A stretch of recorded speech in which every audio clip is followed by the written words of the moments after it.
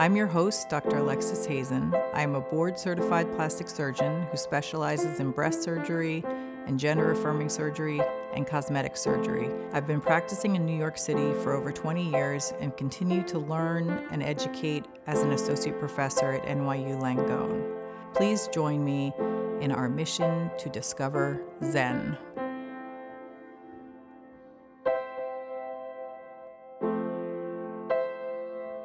Welcome to the Dr. Zen podcast. I'm so happy to have my guest, Whitney Saia, with me. She's not really with me. She's actually in Paris, which is even more exciting.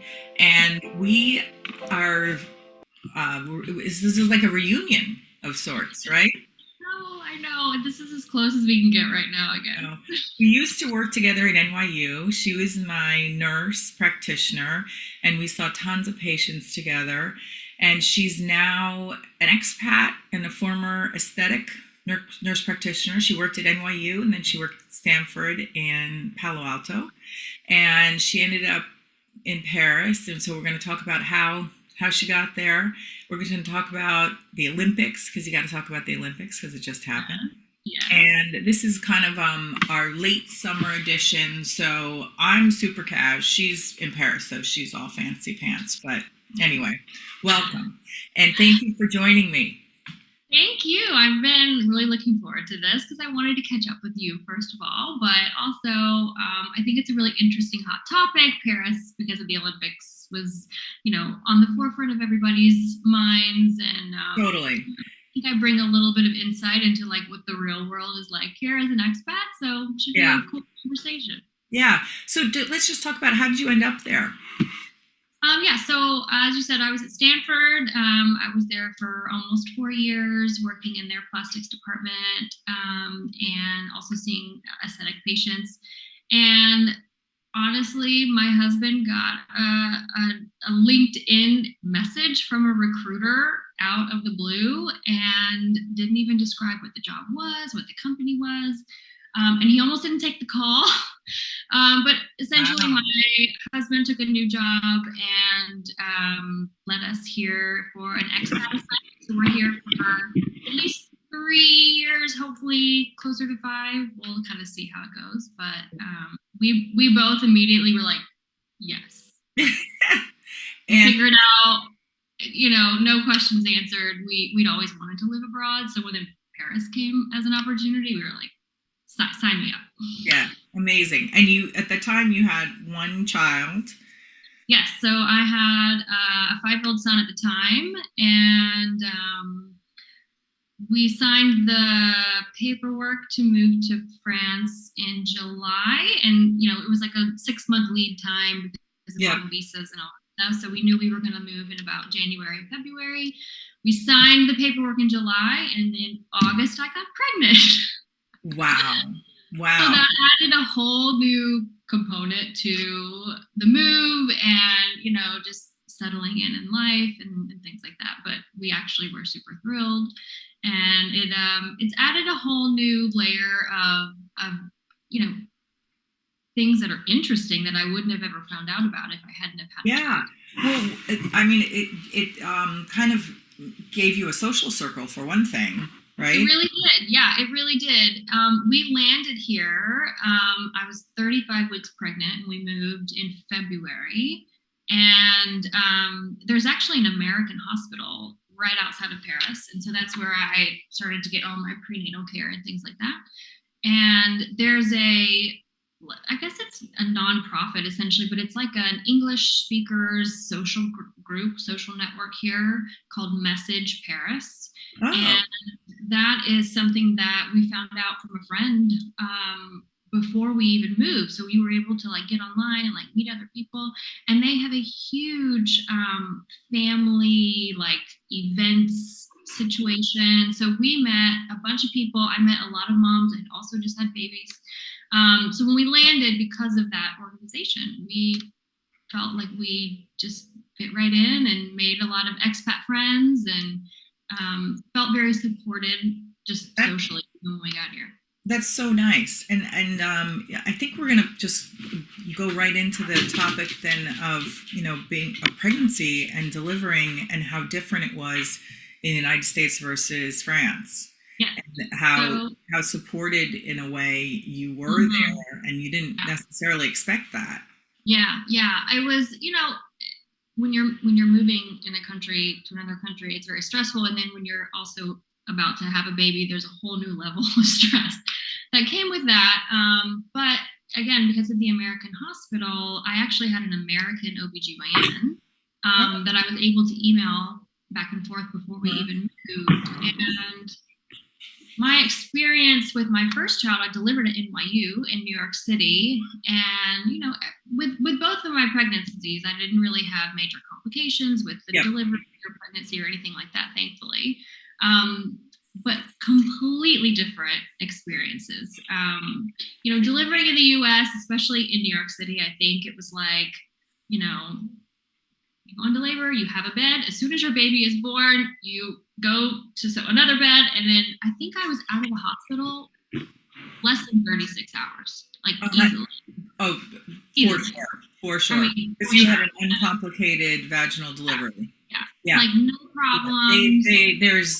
They get you in and They out. were like, Yeah. sign here, bye bye. And this is not just in New York. I think this is just really common in the US too. A lot of your like postnatal care is done through your pediatrician as an Yeah. outpatient, right? So That's they're right. like, oh, come back on day 3, come back on day 5, whatever it is. And that's when they like check the levels of the baby and all that kind of stuff. Yeah.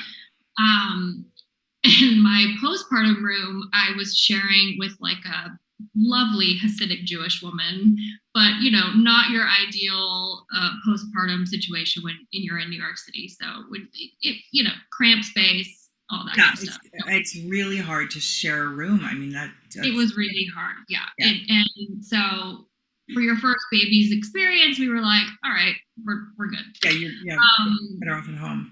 Yeah. So here in France, everything was very like scheduled in advance, and they booked you a room essentially for like at least 5 days around your due date. Wow.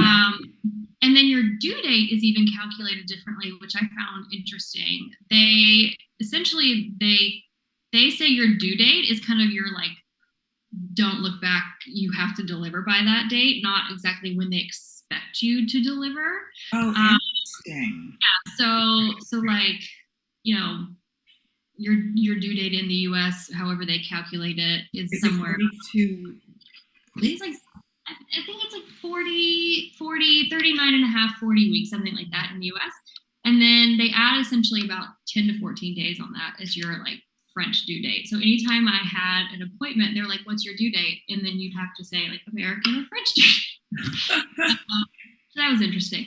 But then the delivery was great. I actually had a midwife here, which is really common. My OBGYN wasn't available, and instead of having another physician, they have like a really great midwife team. So I had a midwife deliver me in the hospital. Mhm. But it's really common in Paris, at least, to deliver in like a neighborhood maternity clinic. I see them all the time, and it's very inexpensive. So a lot of women that I spoke with that are like French locals, they deliver in a maternity clinic unless they have a high risk or something like that. Mhm. And then the postpartum care was unbelievable. It was just unbelievable. The Yeah, food, that's what when I saw you were telling me about that, and yeah, then it, I ended up having a lot of conversations with different people in different countries about postpartum care, yeah, and there are some countries where the woman basically goes to like a yurt for a right. month For a month, I think that's Taiwan, isn't it? I think and it's an gets taken Asian care of. country. And the Yeah, other women take care of the baby and the woman, and the husband's out of the picture. right. The father, Yeah, whoever the parent is, um, and the both get taken care of, and they do like all this like PT yeah, and pelvic yeah, floor, yeah, stuff, yes, and then the mom and the baby go back, home after about a month. yeah. So Which different. it makes so much sense. I It does mean, make that so much first sense. month is I so mean, hard. It's such a weird thing what we do in the States, I think. It is, Like yeah. one day in the hospital, then you're kicked home, and then we don't even have paternity policy or Right, partner policy. Like it's right. crazy. Yeah, yeah. So Yeah, so what so happened? with my second, I was in the hospital. I think it was by the end of the fourth day, and I had like no one had come to talk to me about discharge or anything. Oh, by the way, the first 24 hours, and no one came and bothered us. Like no one intentionally came in. There were no vital signs. There was no like baby checks. It was 24 hours of completely uninterrupted time Wow. after the initial Yeah. assessment, right? And that was intentional, and like to the point where I was like, did they forget about us? And I was kind of getting pissed. I was like, how do you have a baby and then no one comes and takes care of you? But then we realized that it was intentional for like bonding time, Wow. which was actually really cool.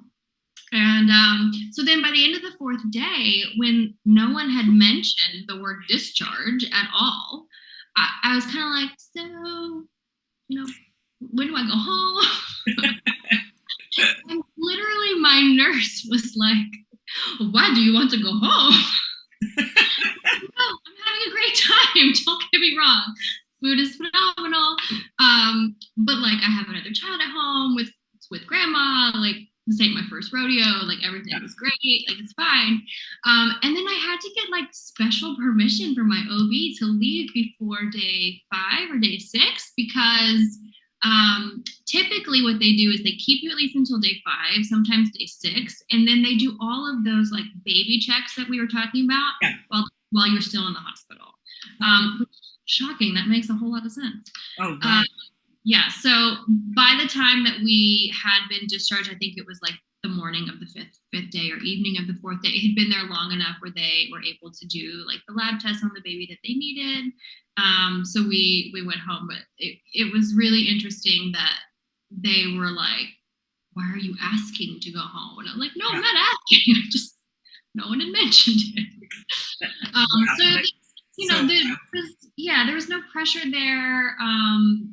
It was just easy. It was just the way that it should be. It's not so much bombardment and just the expectation of taking your time and literally the laissez-faire attitude boils over into pregnancy. And then the postpartum care has actually been really interesting to me as well, like we were talking about in Taiwan, that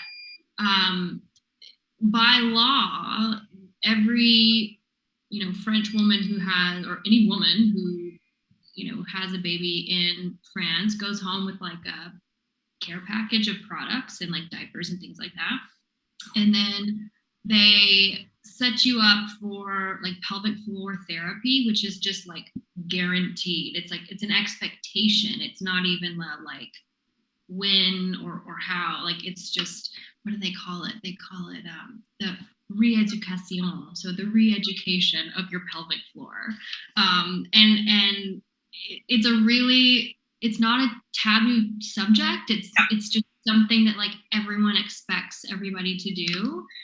So there's just more support of the woman and the baby. And then I had a nurse call and offer to come to my home to check on us to make sure that like breastfeeding was going well and all that kind of stuff. I had a doula that was covered by my insurance here. I mean, it's just, there's so, your village is given to you almost. When it makes so much sense. And you think about how, especially with your first child, how overwhelmed you are. I mean, I remember not being able to like take a shower because right. you have to watch the baby at all moments. Yeah. And so going to the doctor was really stressful because you had to like get the you get the baby there, and so how are you going to do that? You need a carrying case, and then you need to go in a car because you're not going to go on the subway, and then that's stressful. And then so yeah, to have those first checks already happen at the hospital makes so much sense. And no one talks about pelvic floor rehabilitation, and it only happens way down the road when you're incontinent, literally. Well, yeah, exactly. It's No not one talks about like sexual function. That's like, I've never heard mm, that. no. And so yeah, the only thing is like functional. The function would be, if you're incontinent, and then you might have surgery. Right. Like, It's like find the problem, even though this all should have been done yeah, immediately post birth in the right. first place. Yeah. Yeah. I know that French they know a few things, I feel Yeah, like when it comes to this. But yeah, it's been amazing. And then, raising a kid. So my son, my baby that I had here is now 16 months old. And we have found other just ways of life here that you feel supported. Like it's very family friendly, and I think that's just French culture communally, just as a whole, not just in Paris. But they just have things available here that just make sense. Like, for example, they have like a baby's milk here that you can buy at the grocery store that is for ages like 10 months to 3 years. And it's like vitamin fortified. And then, of course, all of their food here is just generally more wholesome, yeah, less ingredients, less yeah, processed, less dye. I mean, like there's like laws against that. So like what you feel like you're feeding your children is actually good food. yeah, yeah. Um, And so you don't have to go to a specialty store and pay through the nose to get it. no, no, Whereas, in your basic supermarket in a middle income neighborhood, it has like terrible brands that are full of toxins and full of dyes, and you yes, really can't get organic in some neighborhoods. you really can't. And then do you really even trust that it's organic? Yeah, I know. No. Right, that's a whole Um, other topic. yeah, actually, that's one of my biggest, I don't want to say fear, but like something that I think about that upon like going back to the US at some point, that's going to be really hard. That's going to Yeah, be really hard to like find comparable food yeah. to what we've been eating and what we've been giving our kids. So I don't know, it's something My that's sister and I talk about this all the time in terms of this country and just how hard it is, and what how there's like a level of mistrust now because of things that you find out, like yeah, Roundup was put on the products for years, and it's yeah, it's a carcinogen, and yeah, really really dangerous. So and that was deemed to be fine for years. yeah, yeah. So Well, let's shift gears a little bit, and let's just talk about the Olympics. 'Cause yeah, that yeah, was that was super cool. you, That was you super were- cool. And we're a very like sports family, number yeah, one. But then I feel like just being an American, maybe it's because we're really good at sports and like, we won the Olympics, but we yeah, were like super geared up for it. you were.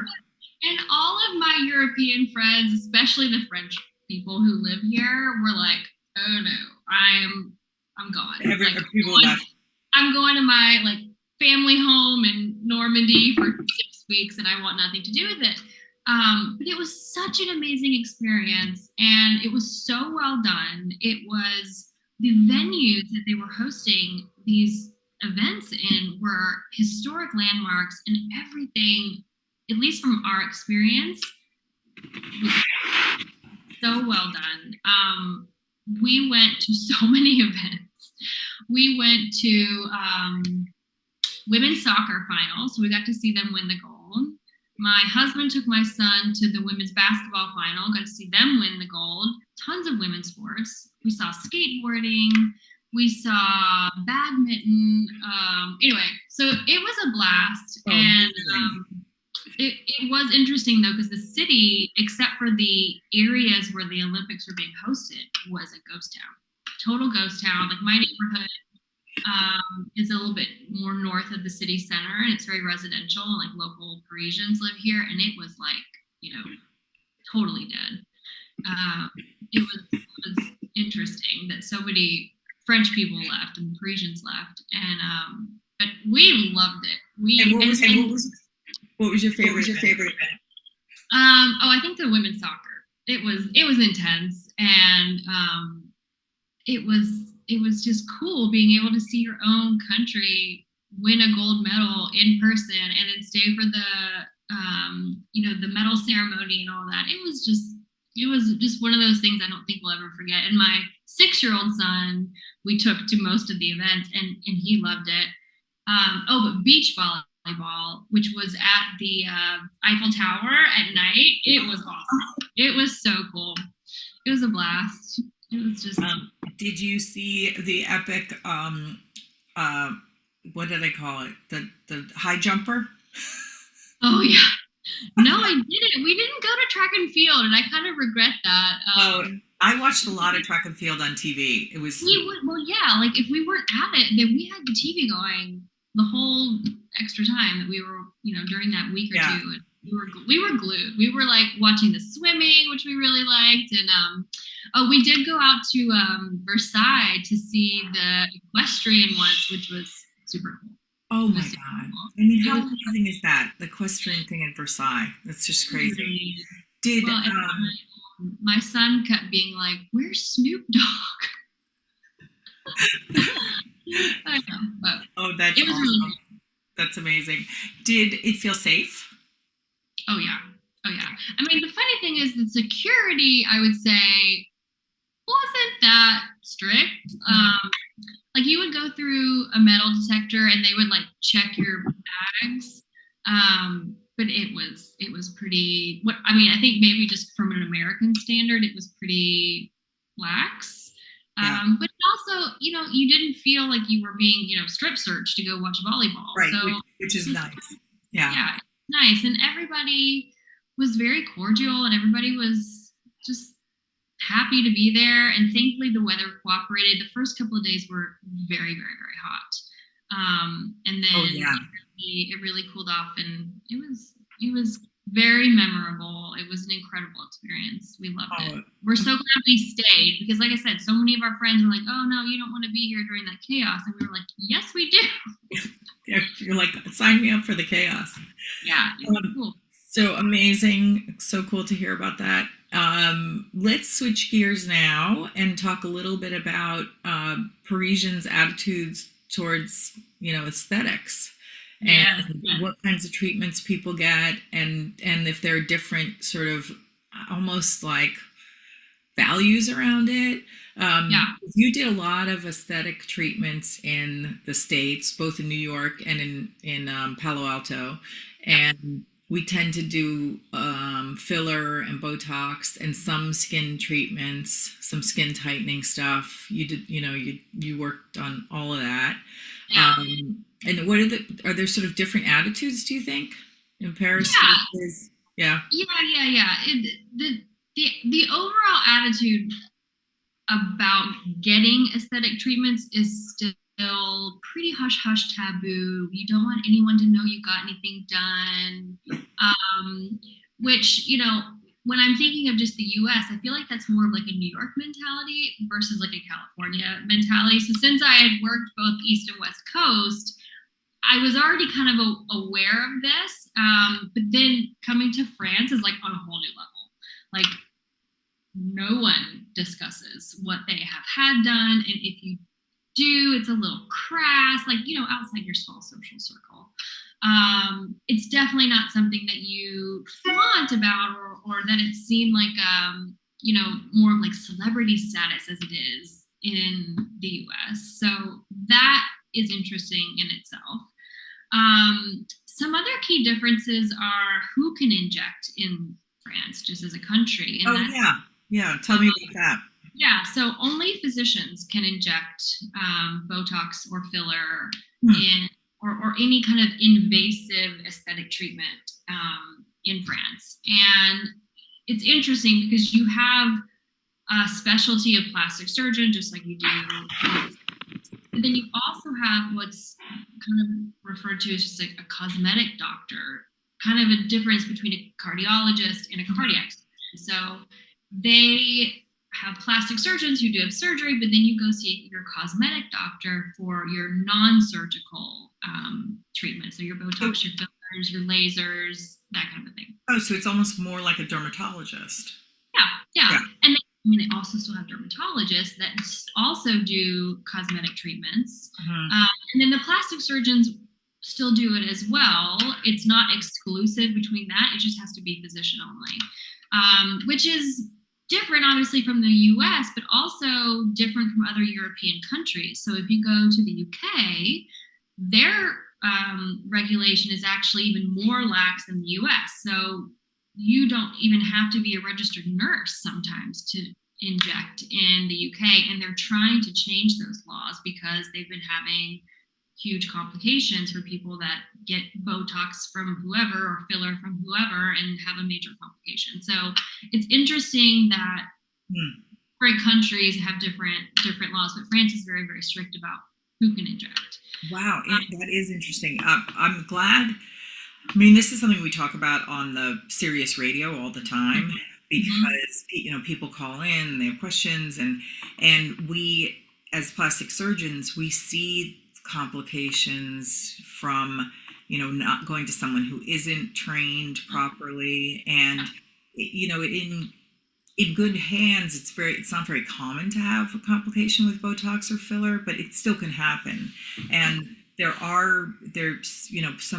there's a prolonged swelling issue that can sometimes happen, and it's with filler, and it's almost like probably almost like an allergy to it, but Mhm. um, and we have been seeing that and seeing it sometimes, especially under the eyes. Yeah, the malar region. Yeah, but then. So anyway, I'm glad to hear that there are strong regulations Yeah, because I mean, people sort of there's the casualness about non-invasive things, especially in the States, and people don't really take it very seriously, and can be really serious if you have a problem. I think it's hard in the States to figure out how do you vet your injector. Like Yeah, if they're not a physician, and a lot of plastic surgeons, rightfully so, they delegate to a nurse practitioner or things like that because they are needed for the surgical purposes of it. So like the structure can make sense, but you have to then know how to vet your injector if it's not going to be a physician. yeah, um, which is why, like, I have my certified, it's called a CANS certification, which is a certified aesthetic nurse specialist certification, and that's a really great way of like weeding out people that don't have that certification. But I think it's also looking at their experience, looking at where they're working. There's a bunch of different options. So at least in France, it's very standardized. Like only physicians can inject it, which I do think keeps some of these complications down, or at least streamlines the process of, managing it, I guess yeah. you could say. So it's interesting. But from my standpoint, coming to France and wanting to work in the same industry that I did before, it's been pretty difficult. So I'm currently not working because I've got small children, but I've dug into like how could I work in this space, and like the only thing that I could come up with is I'd have to go to like nursing school in France to become what I would consider kind of like a medical assistant. Like it's not even a registered nurse status, it's more of like a medical assistant. And then you're able, like, the only thing that I would be able to do would be to work alongside a plastic surgeon as like prepping the injector tray. I mean, Yeah. it's interesting. It's interesting. So there's not really a pathway for me to work here in France, but Is that um, okay? yeah, it is for me right now. For right now, I'm really enjoying being a mom and living this insane life because I don't know how long we're going to be here, and we're really loving it. So I'm not super worrying about it right now, but I do miss being engaged, Yeah. with the patients, and I miss injecting. Actually, I miss the creativity of it. I miss the artistic side of it. So who knows? I'll fly to New York and I'll work for you. That sounds perfect. Yeah. What about skin care and skin products? I feel like French women, and I mean, when I think of like good products, I always think of French products. French pharmacies, Think man. about even makeup, Yeah, and I feel like the French women have such great skin and they take good yeah. care of it, and they do get sun, unlike, They do. yeah. They do. They So, definitely do. yeah, talk to me a little bit about what you see. Yeah. Well, I want to talk to you as well about just pharmacy here in Oh, general. yeah, I love the pharmacies in Really France. fascinating. Well, just the pharmacies in France are like rule the world. They Yeah, rule France. Like they are the king. But the pharmacists here are super knowledgeable, and people go to their pharmacist almost like they would go to their general practitioner and like right. ask questions about things that they need. Yeah. Yeah, So like in that space as well is really great skincare that's available over the counter in your in your pharmacy. So like your equivalent of like your medical grade retinol or retin A, yeah, yeah. you can get that over the counter in any pharmacy. I think it's called like A313 cream, or I need to remember the name of it, but it's really great. And then they have several like well-known French brands. With L'Oreal, it's obviously based here in Paris, but that have really good quality, high potency ingredients that are available over the counter, which is interesting because the pharmacy is very restrictive in a lot of Yeah. other things. Like you can't get ibuprofen without a prescription, or things like that are a little bit more restrictive. But when it comes to skincare, they are like, here you go. That's amazing. And do they also, they'll have conversations with you, like you said, it's almost like a consult, and you It can is like, talk to the pharmacist about, well, what yes. should I do for X, Y, or Z, and then they'll say, oh, we're in the States, you cannot talk to the pharmacist. No. Like, it is not a thing. Especially about something like cosmetic skincare. Yeah. They'd be like, go away. I've got 50 people in line. And But yeah, also, it's nice. the other thing is, I feel like the pharmacies are very beautiful. And, if Well, you depending think of on where you like go. the Yes. chains of pharmacies in the States are so awful. I mean, there are some nice, like, apothecaries that still exist in New York, and Right. in small towns, they're like nice pharmacies, but the chains are just so. Yep. And now, you haven't been to New York in a while. Everything is literally locked up. Like anything that costs more than $7 is under lock and key. Really? Yep. Oh, wow. Razors, which are, maybe $20, $25. Right, right. Specialty products, even like, That's interesting. yeah, it's all locked up.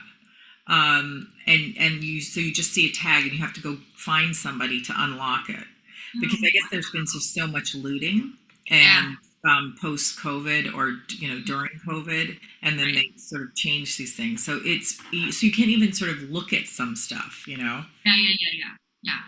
That's interesting. Well, the other thing that I found, kind of going back to the kid conversation, Yeah. so whenever, and this is why the pharmacies, rule the world here. So whenever my son has to have a vaccine, I have to go to my pediatrician. So like, you for a kid, you have an appointment at like 1 month, and then 3 months, and then 6 months, and you have a bunch of other appointments coming up.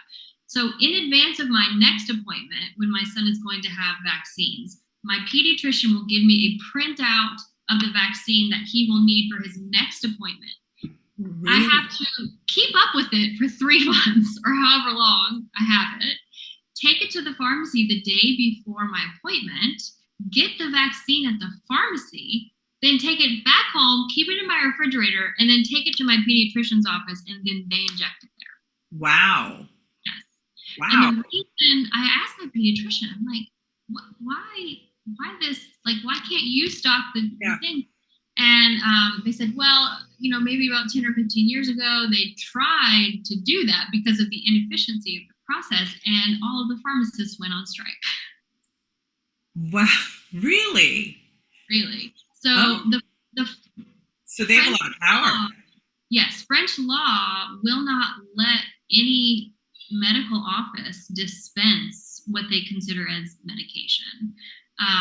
So it's very taxing to do that because sometimes you go to your pharmacy and they don't have it, or they have to pre-order it, or things like Yeah. that. So then the same thing happens, like trying to find an antibiotic. It can be really difficult because you have to have a paper prescription. Nothing is sent electronically. You cannot have your doctor call in a medicine for you. You have to go to them. Everything is done via paper. Everything. Oh, I'm shocked. In the States now, you, I don't even have paper prescriptions anymore. Right. No, And, I threw my and you last can't, pad out because they were like, it's not yeah, and anymore. you can't, if, and you can't even, calling in is even hard to do now. Like you pretty much have to do it electronically. And some of the medications you need like a special key. And if you don't have your computer, you can't do it. So Yeah. if I go away for the weekend and I don't have my computer, there's some meds I just can't prescribe. Right.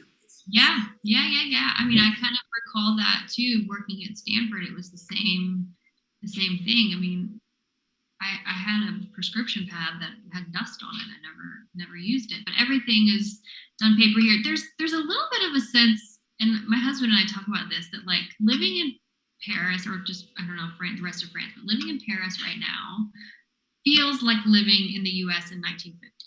Yeah. Like it's a slower pace. There's much more community. There's people still go to the park and like promenade. I mean, I know that's a very French thing, but people still do that. Like you go to your butcher and you know the cheese maker and the boulangerie, the bakery is like where you hang out, and it's centered around food sometimes too, because food is such a huge deal in France that like it all starts from that. Like if you take away the really good food and you just go into the supermarket, you're not building those relationships. And so anyway, it really does feel like 1950 sometimes, especially regarding the healthcare system, which is interesting. Yeah. But back to the aesthetic situation. When the first week that I moved here, I was at the pharmacy getting something, and I saw a lock box with filler in it. And I was like, what?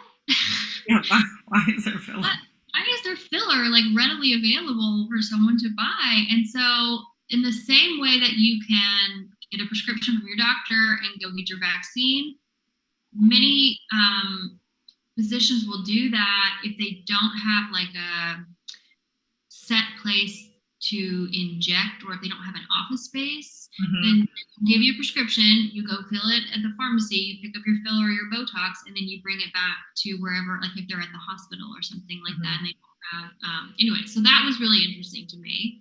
So you can, if you have the prescription, like go and buy filler at your pharmacy. That's wild. What do you think are aesthetic sort of ideals? How are they different, U.S. versus France? Yeah. Or is it the same? No, it's definitely different. I think the French like chicness is very understated beauty. I think it's they really reject what I would consider like the Kardashian. Yeah, they're not enamored with that.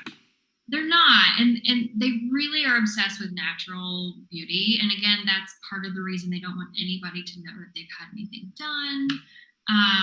Never overindulging in something, and I think that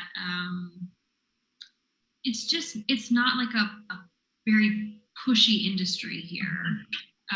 People definitely get aesthetic treatments here. There are aesthetic clinics on every corner, but it's also facials. It's really just skin. Kind of we were take like skincare, I feel like really take care of their skin,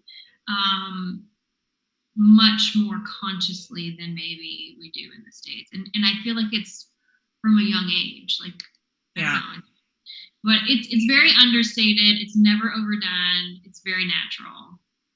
And so we'll start wrapping up, but I have one last topic, which is just, which is social media. And I feel like in our country, everybody is obsessed with social media, or at least young people are. And young people are obsessed with influencers and in what they promote. If you ask young people what they want to do, one of the top answers nowadays is they want to be an influencer. And it's sort of tragic in some ways, but it's also, it's how we get information disseminated. It's how good and bad.